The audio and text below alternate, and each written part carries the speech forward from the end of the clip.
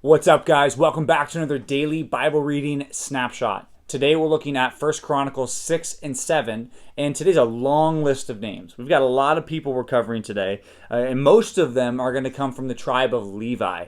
And now chapter 6 is all about that, and I want you to realize the importance of this, because as they go back into the land of Israel, after they've been in exile, now they're coming back. This is the time of Ezra and Nehemiah and Zerubbabel.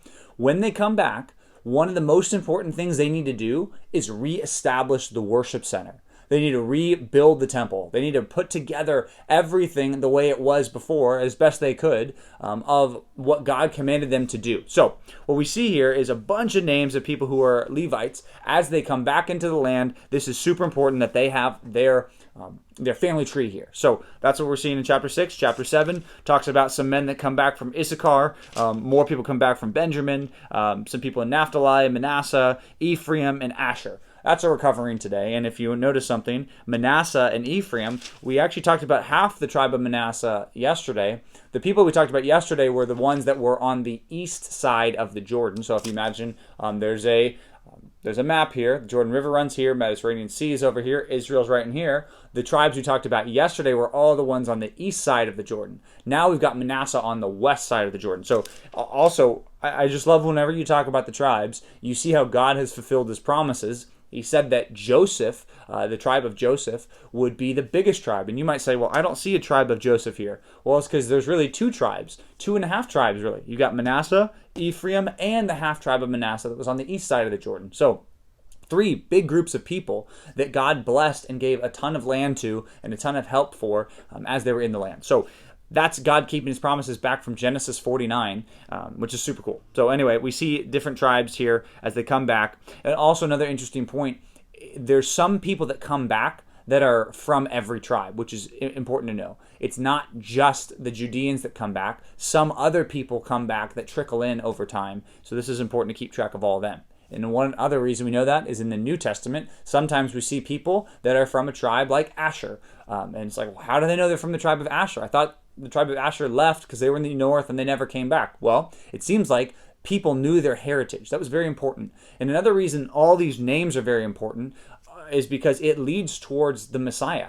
Right? Think about it. Names are important in the New Testament too.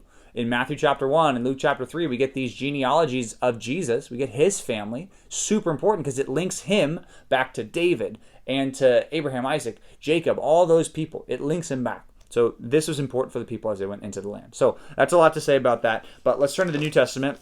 Let's look at John chapter 8. Now we are in the middle of the chapter. We covered the first part where Jesus said that he's the light of the world. We think that he's continuing to talk in the same time period, like same day probably, and he's going on. In verse 31 in particular, we find some interesting things where he tells them that if you abide in his words, the words of Jesus, if you remain in these words, you are truly my disciples, and you will know the truth, and the truth will set you free. After talking about being enslaved to sin, and he goes on and he talks about that, he says, whoever gives himself to sin, they're a slave to sin. They think that they're free, these Jewish people, because they're sons of Abraham. Talk about the importance of names. They really trusted that because they were connected through a genealogy with people that were righteous, that somehow made them righteous. And Jesus says, look, if you give yourself to a slave of sin, it doesn't matter.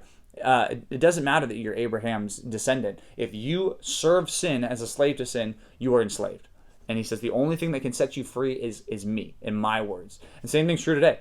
Everyone who gives themselves over to sin is a slave to sin. So that means that you could possibly be a slave to sin.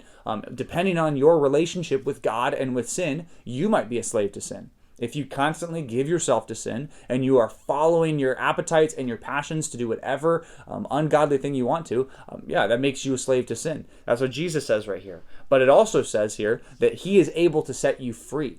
Jesus is the only one that can set you free from the slavery to sin. That's why you need to trust him. That's where it really starts. Freedom from sin does not start with trying really hard not to sin anymore. Freedom from sin starts with trusting in Jesus Christ, asking him to forgive you, and asking him for power to overcome sin. And then we see the walking in repentance that happens there. So super important truths that are given to us today. We're just covering the middle of John 8. We're still going to be continuing John 8 tomorrow. So we'll see how it picks up tomorrow. So we'll see you back tomorrow for another daily Bible reading snapshot.